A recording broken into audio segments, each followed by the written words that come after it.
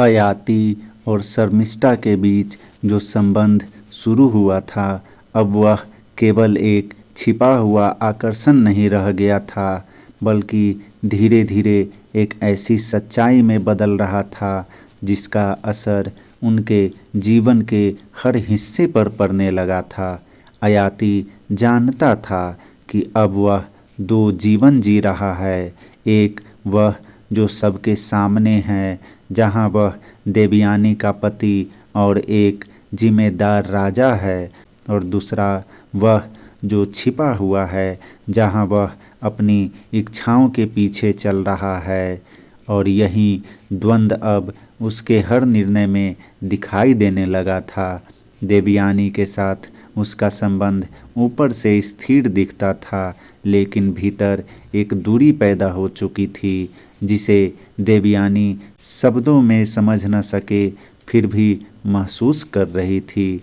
उसका स्वभाव पहले से अधिक कठोर होता जा रहा था, क्योंकि उसे यह लगने लगा था कि अयाति का ध्यान अब पूरी तरह उसके पास नहीं है, और यह असहजता उसे हर चीज़ पर नियंत्रण रखने की ओर ढकेल रही थी। उधर शर्मिष्ठा, जो महल में दासी के रूप में रह रही थी, बाहर से शांत, लेकिन भीतर वह अपने निर्णय को पूरी तरह स्वीकार कर चुकी थी। वह जानती थी कि यह संबंध छिपा हुआ है, जोखिम भरा है, लेकिन वह उससे पीछे नहीं हट रही थी। अयाति को उसमें एक ऐसी सहजता मिलती थी जो उसे देवयानी के साथ नहीं मिलती थी, और यही कारण था कि वह बार बार उसकी ओर खींचता चला जाता था। समय बीतता गया और वह क्षण आया जब इस छिपे हुए संबंध का पहला बड़ा परिणाम सामने आया। शर्मिष्ठा गर्भवती हो गई। यह केवल एक व्यक्तिगत घटना नहीं थी, यह एक ऐसा सत्य था जिसे अब हमेशा छिपाकर नहीं रखा जा सकता था। अयाति के लिए यह पहली बार था जब उसकी इच्छा एक वास्तविक जिम्मेदारी में बदलकर उसके सामने खड़ी थी। शर्मिष्ठा ने इस स्थिति को किसी डर या पछतावे के साथ नहीं, बल्कि एक शांत स्वीकृति के साथ स्वीकार किया। उसके लिए यह संबंध कोई क्षणिक आकर्षण नहीं था, बल्कि एक निर्णय था जिसके परिणाम को वह अपनाने के लिए तैयार थी। अयाति के भीतर हालांकि पहली बार एक गहरी बेचैनी उठी, क्योंकि अब यह केवल उसका निजी अनुभव नहीं रहा था, बल्कि एक ऐसी सच्चाई बन चुका था जो कभी भी सामने आ सकती थी। महल में रहकर कोई भी सत्य हमेशा के लिए छिपा नहीं रह सकता, और धीरे धीरे वह समय भी आ गया जब देवयानी को इस संबंध की खबर मिल गई। यह केवल एक सूचना नहीं थी, यह उसके अस्तित्व पर सीधा आघात था, क्योंकि उसके लिए यह केवल पति का विश्वासघात नहीं था, बल्कि उसके उस अधिकार का टूटना था जिस पर वह अपनी पूरी पहचान टिकाए हुए थी। देवयानी का क्रोध शांत नहीं हो रहा था, वह भीतर तक जल उठी थी। उसने इस घटना को केवल व्यक्तिगत रूप से नहीं लिया, बल्कि उसे एक ऐसे अपमान के रूप में देखा जिसका उत्तर उसे अपने तरीके से चाहिए था। वह सीधे अपने पिता शुक्राचार्य के पास गई और वहां उसने केवल शिकायत नहीं की, बल्कि न्याय की मांग की। शुक्राचार्य के सामने जब यह पूरा सत्य आया तो उनका क्रोध केवल एक पिता का नहीं था, बल्कि एक गुरु का भी था, जिसे लगा कि उसके सम्मान को चुनौती दी गई है। उन्होंने अयाति के कर्म को केवल व्यक्तिगत गलती नहीं माना, बल्कि एक ऐसा दोष माना जिसका परिणाम होना ही चाहिए। और यहीं पर वह क्षण आया जिसने पूरी कहानी को बदल दिया। शुक्राचार्य ने अयाति को श्राप दिया। वह श्राप केवल दंड नहीं था बल्कि उसके जीवन की दिशा को पलट देने वाला था। अयाति जो अभी तक युवा, शक्तिशाली और इच्छाओं से भरा हुआ था, अचानक बूढ़ा हो गया। उसका शरीर झुक गया, उसकी शक्ति समाप्त हो गई, उसका रूप बदल गया। लेकिन सबसे बड़ी विडंबना यह थी कि उसकी इच्छाएं वैसी ही बनी रही। यह श्राप केवल शरीर का नहीं था बल्कि उस अंतर का था जहाँ इच्छा और सामर्थ्य अलग हो जाते हैं। उस क्षण में अयाति ने पहली बार अपने निर्णय का असली भार महसूस किया, क्योंकि अब उसके पास वह सब नहीं था जिसके सहारे वह अपनी इच्छाओं को जी सके, और फिर भी वह इच्छा उसके भीतर उतनी ही जीवित थी। श्राप के बाद अयाति का जीवन अचानक बदल गया, लेकिन उसके भीतर जो इच्छा थी वह समाप्त नहीं हुई, बल्कि अब वह और अधिक तीव्र हो गई, क्योंकि अब वह जानता था कि वह क्या चाहता है, लेकिन उसे पाने की क्षमता उससे छिन चुकी थी। यही वह स्थिति थी जहां उसकी कहानी अपने सबसे गहरे मोड़ की ओर बढ़ने लगी। अयाति के पुत्र थे और यह समझना जरूरी है कि वे पुत्र अलग अलग संबंधों से थे। देवयानी से उसके यदु और तुर्बुस जैसे पुत्र थे, जबकि शर्मिष्ठा से हुए पुत्र का नाम पुरु था। यही वह पुत्र था जो आगे चलकर इस कहानी का केंद्र बनने वाला था। जब अयाति ने अपने भीतर की उस अधूरी इच्छा को देखा जिसे वह छोड़ नहीं पा रहा था, तब उसने एक ऐसा निर्णय लिया जो सामान्य नहीं था। वह अपने पुत्रों के पास गया। उसने उनसे एक ऐसी मांग की जो किसी भी पिता के लिए सामान्य नहीं था। उसने एक एक करके अपने पुत्रों से कहा कि वे उसे अपनी युवावस्था दे दें, ताकि वह फिर से वही जीवन जी सके जिसे वह अधूरा छोड़ना नहीं चाहता था। यह केवल एक निवेदन नहीं था, यह उसकी इच्छा की अंतिम सीमा थी, जहां वह अपनी चाह को पूरा करने के लिए हर सीमा को पार करने को तैयार था। यहाँ से कहानी केवल एक व्यक्ति की नहीं रहती बल्कि एक पीढ़ी की बन जाती है, क्योंकि अब निर्णय केवल अयाति का नहीं था बल्कि उसके पुत्रों का भी था। कौन उसे अपनी जवानी देगा, कौन उसके लिए त्याग करेगा, और क्या यह त्याग सही होगा? इन सवालों के साथ कहानी अपने अगले और सबसे महत्वपूर्ण चरण में प्रवेश करती है, जहां इच्छा, त्याग और परिणाम एक साथ टकराने वाले हैं। श्राप के बाद अयाति के जीवन में जो परिवर्तन आया था वह केवल बाहरी नहीं था बल्कि उसे कहीं अधिक गहरा था, क्योंकि अब उसके सामने पहली बार एक यह सच्चाई खड़ी थी कि इच्छा और सामर्थ्य दो अलग चीज़ें होती हैं, और जब दोनों अलग हो जाए तब इंसान सबसे अधिक असहाय हो जाता है। वह अब भी वही व्यक्ति था जिसकी इच्छाएं उतनी ही प्रबल थी, लेकिन उसका शरीर अब उनका साथ देने में सक्षम नहीं था, और यही विरोधाभास उसके भीतर एक असहनीय बेचैनी पैदा कर रहा था। अब वह अपने नए रूप को स्वीकार नहीं कर पा रहा था, क्योंकि उसके लिए यह केवल बुढ़ापा नहीं था बल्कि एक अधूरापन था, जैसे उसके जीवन को अचानक बीच में रोक दिया गया हो, बिना उसे यह मौका दिए कि वह अपनी इच्छाओं को पूरा कर सके। और यही अधूरापन धीरे धीरे उसकी सोच को एक ऐसी दिशा में ले गया जहां उसने एक असामान्य समाधान के बारे में सोचा। एक असामान्य समाधान के बारे में सोचना शुरू किया। उसके मन में यह विचार आया कि यदि उसका शरीर उसका साथ नहीं दे सकता तो क्या वह किसी और का शरीर या कहें उसकी युवावस्था उधार ले सकता है। यह विचार सामान्य नहीं था, लेकिन उसकी इच्छा अब इतनी गहरी हो चुकी थी कि वह सामान्य और असामान्य के बीच अंतर भी मिटाने लगा था। यही सोच उसे अपने पुत्रों के पास ले गई। वह एक एक करके उनके सामने गया और उनसे वही बात कही जिसे कोई पिता सामान्य परिस्थितियों में कभी न कहता। उसने उनसे अपनी युवावस्था मांगी।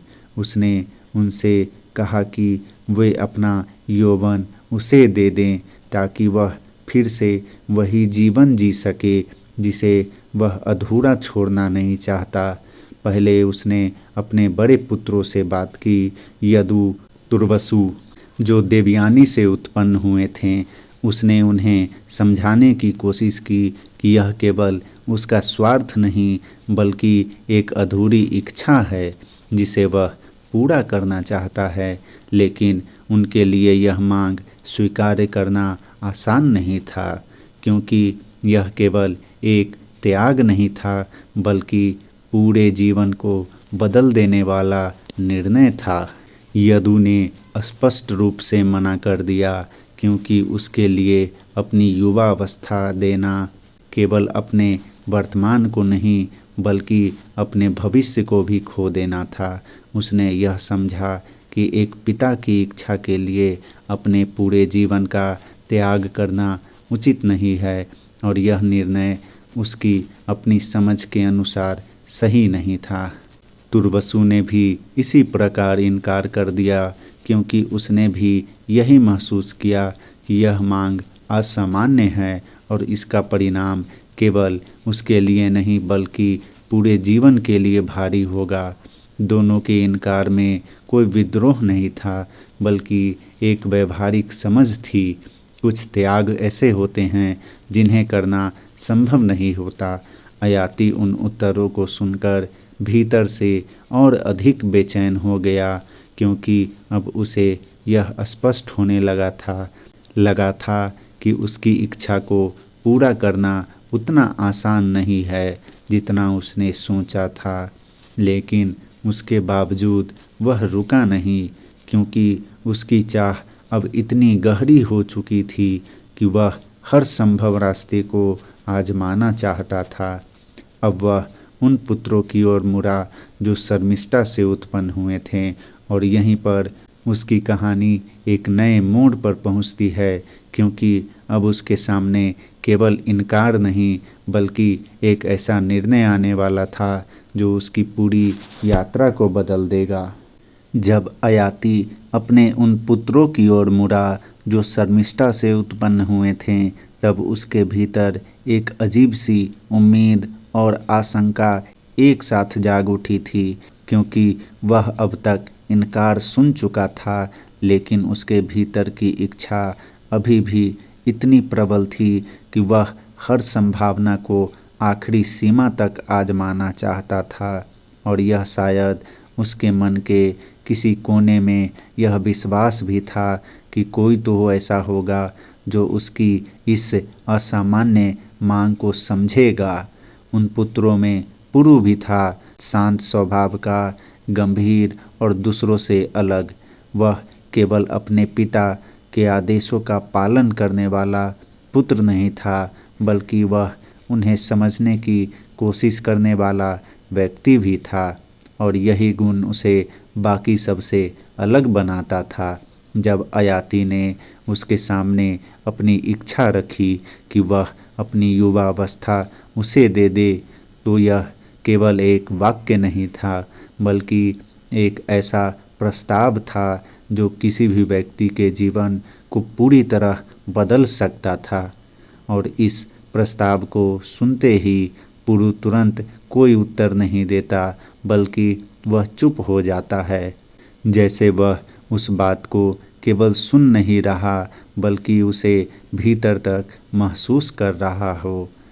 उसकी इस चुप्पी में कोई डर नहीं था बल्कि एक सोच थी, एक ऐसी सोच जो केवल अपने बारे में नहीं बल्कि अपने पिता, अपने कर्तव्य और उस संबंध के बारे में थी जो उनके बीच में था। वह यह समझ रहा था कि यह केवल एक त्याग नहीं है बल्कि एक ऐसा निर्णय है जिसका असर केवल उस पर नहीं बल्कि पूरी कहानी पर पड़ेगा। अयाति उसके सामने खड़ा था, एक ऐसा पिता जो अब शक्तिशाली नहीं रहा बल्कि एक ऐसी अवस्था में था जहां वह अपनी ही इच्छाओं के सामने असहाय हो गया था। और इस रूप में अपने पिता को देखना ही अपने आप में एक गहरी अनुभूति थी, क्योंकि यहाँ वह केवल एक राजा नहीं था बल्कि एक ऐसा व्यक्ति था जो अपनी कमजोरी के साथ खड़ा था। पुरु के भीतर यह संघर्ष चल रहा था कि क्या वह अपने पिता की इस इच्छा को पूरा करे या अपने जीवन को उसी तरह जिए जैसा वह स्वयं चाहता है। यह केवल सही और गलत का प्रश्न नहीं था बल्कि यह उस संबंध का प्रश्न था जहाँ एक पुत्र अपने पिता के लिए कितना आगे जा सकता है। कुछ देर की इस गहरी चुप्पी के बाद उसने धीरे से अपने पिता की ओर देखा और उसकी आंखों में कोई विद्रोह नहीं था बल्कि एक शांत स्वीकृति थी। उसने यह निर्णय किसी दबाव में नहीं लिया बल्कि एक समझ के साथ लिया कि यह उसका अपना चुनाव है।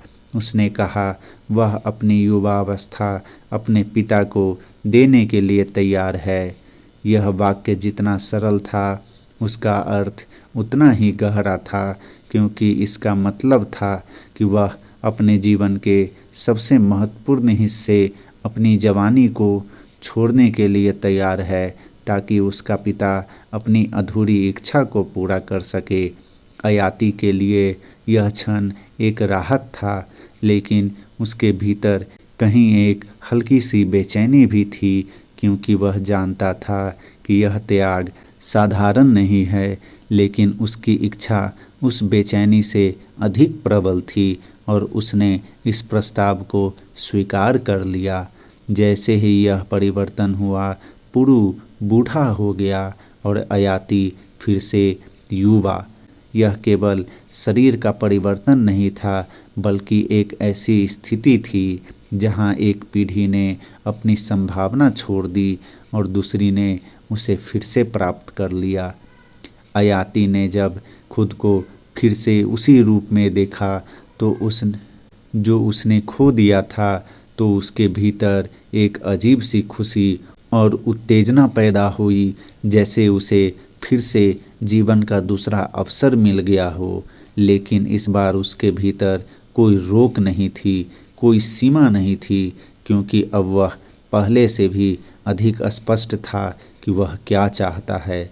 अब उसके सामने कोई बाधा नहीं थी, न शरीर की न समय की, और यही वह क्षण था जहाँ से उसकी कहानी अपने सबसे खतरनाक और गहरे चरण में प्रवेश करने वाली थी, क्योंकि अब वह केवल अपनी इच्छाओं को महसूस नहीं करेगा, वह उन्हें पूरी तरह से जीने वाला था। और जब कोई व्यक्ति बिना किसी सीमा के अपनी इच्छाओं को जीना शुरू करता है तो उसका अंत हमेशा वैसा नहीं होता जैसा वह सोचता है। अयाति को जब अपनी युवावस्था वापस मिली तो वह केवल अपने पुराने रूप में नहीं लौटा बल्कि वह एक ऐसे मन के साथ लौटा था जिसने अब अपनी इच्छा को पूरी तरह पहचान लिया था। अब वह केवल जीवन जीना नहीं चाहता था बल्कि वह हर उस अनुभव को जीना चाहता था जिसे उसने कभी अधूरा महसूस किया था, और यही भावना धीरे धीरे उसे उस दिशा में ले जाने लगी जहां वह अपनी सीमाओं को पूरी तरह भूल देता है। शुरुआत में यह सब उसे स्वाभाविक लगा, जैसे वह केवल वही कर रहा है जो उसे पहले करना चाहिए था, जैसे वह अपने खोए हुए समय की भरपाई कर रहा हो और फिर से शक्ति, सौंदर्य और आकर्षण के बीच था। और इस बार वह खुद को रोकने की कोई कोशिश नहीं कर रहा था, क्योंकि उसके मन में यह विश्वास था कि शायद अब वह संतुष्ट हो जाएगा। वह भोग में डूब गया, सिर्फ एक अनुभव में नहीं बल्कि लगातार बदलते अनुभवों में। वह हर उस चीज़ को पाने लगा जो उसे आकर्षित करती थी, और हर बार उसे यह लगता था कि अब शायद वह उस बिंदु तक पहुंच गया है जहां उसकी इच्छा शांत हो जाएगी। लेकिन हर बार कुछ समय बाद वही खालीपन लौट आता। पहले यह खालीपन हल्का था, जैसे कोई अधूरी इच्छा हो, लेकिन धीरे धीरे यह गहरा होने लगा, क्योंकि अब वह जानता था कि उसने उस इच्छा को पूरा किया है, फिर भी वह समाप्त नहीं हुई, और यही बात उसे भीतर से विचलित करने लगी। समय बीतता गया, पर अयाती की जीवन शैली में कोई कमी नहीं आई।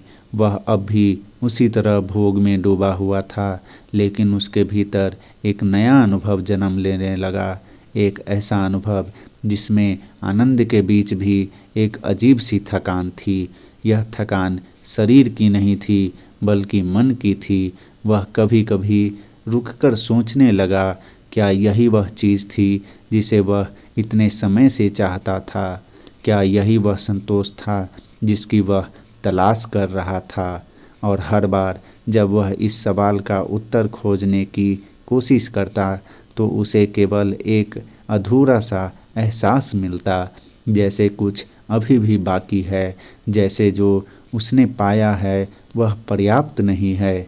धीरे धीरे उसे यह समझ में आने लगा कि उसकी इच्छा किसी एक चीज़ से जुड़ी हुई नहीं है, बल्कि वह एक प्रवृत्ति है, एक ऐसी प्रवृत्ति जो हर बार एक नई दिशा में बढ़ जाती है, चाहे उसे कितना ही क्यों न मिल जाए। यह समझ अचानक नहीं आई, बल्कि अनुभवों के बीच धीरे धीरे बनी। हर बार जब उसने कुछ पाया और फिर भी उसे संतोष नहीं मिला, तब उसके भीतर यह प्रश्न और गहरा होता गया कि क्या यह रास्ता कभी खत्म होगा? एक दिन जब वह अकेला था और उसके चारों ओर वह सब कुछ था जिसे पाने के लिए उसने इतना संघर्ष किया था, तब उसे पहली बार यह एहसास हुआ कि उसके पास सब कुछ है और फिर भी कुछ कमी है। और यही वह क्षण था जहां उसने अपनी पूरी यात्रा को एक साथ देखना शुरू किया। उसे अपना बचपन याद आया, फूल, आग और उन्हें पाने की इच्छा। उसे अपने निर्णय याद आए, देवयानी, शर्मिष्ठा और वह रास्ता जिसे उसने खुद चुना था। उसे वह क्षण याद आया जब उसने अपने पुत्र से उसकी युवा अवस्था मांगी थी, और वह त्याग जो उसने बिना किसी शर्त के स्वीकार कर लिया था। और इन सब को एक साथ जोड़कर उसे पहली बार यह समझ में आया कि वह जिस चीज़ का पीछा कर रहा था वह कभी खत्म होने वाली नहीं थी। इच्छा यह केवल एक अनुभव की भूख नहीं थी, बल्कि एक ऐसी अवस्था थी जो हर बार और बढ़ जाती थी, और जितना वह उसे पूरा करने की कोशिश करता, उतना ही वह और गहरी हो जाती। यहीं पर उसे पहली बार यह एहसास हुआ कि वह गलत दिशा में चल रहा था, कि संतोष पाने के लिए भोग का रास्ता नहीं बल्कि समझ का रास्ता जरूरी है। यह समझ आसान नहीं थी, क्योंकि इसका मतलब था कि उसे अपने उस जीवन को छोड़ना होगा जिसे उसने इतने मेहनत से प्राप्त की थी। लेकिन इस बार उसका निर्णय पहले जैसा नहीं था, क्योंकि अब वह केवल इच्छा से नहीं बल्कि समझ से संचालित हो रहा था। वह पुरु के पास गया। अब वह पहले जैसा नहीं था। उसके भीतर न उतावलापन था, न अधीरता। अब उसके भीतर एक शांति थी जो पहले कभी नहीं दिखी थी, जो पहले कभी नहीं थी। उसने पुरु को उसकी युवा अवस्था वापस कर दी, और यह केवल एक वापसी नहीं थी बल्कि एक स्वीकार था कि उसने जो रास्ता चुना था वह सही नहीं था और अब वह उसे बदलना चाहता है। पुरु ने अपनी युवावस्था वापस पा ली और अयाति ने अपने बूढ़े शरीर को स्वीकार कर लिया, लेकिन इस बार यह स्वीकार मजबूरी का नहीं था बल्कि समझ का था। अब वह फिर से वही बूढ़ा व्यक्ति था, लेकिन उसके भीतर अब वह बेचैनी नहीं थी जो पहले थी, क्योंकि अब उसने वह सीख लिया था जिसे समझने में उसे पूरी जिंदगी लग गई कि इच्छा कभी खत्म नहीं होती, लेकिन उसे समझकर उससे ऊपर उठा जा सकता है। और यही उसकी कहानी का अंत नहीं बल्कि उसका अर्थ था। इसी के साथ अयाति कहानी की यहीं पर समाप्ति होती है। आप सबका तहे दिल से धन्यवाद यहाँ तक आने के लिए। मिलते हैं अगले नए कहानी के साथ।